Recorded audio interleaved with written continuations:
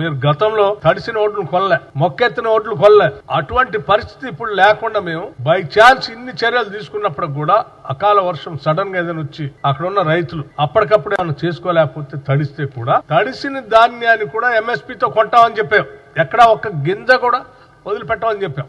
అది ఏ స్థాయి వరకు అంటే చివరికి మొక్కెత్తినటువంటి గింజలను కూడా, మొలకలు వచ్చినటువంటి ధాన్యాన్ని కూడా ఒక్క గింజను కూడా వదిలిపెట్టకుండా అదే ఎంఎస్పీతో, రేటు తగ్గించి కాదు, అదే ఎంఎస్పీతో ఈ ప్రభుత్వం కొంటదని చాలా స్పష్టంగా చెప్పాం. కొంటుంది కూడా.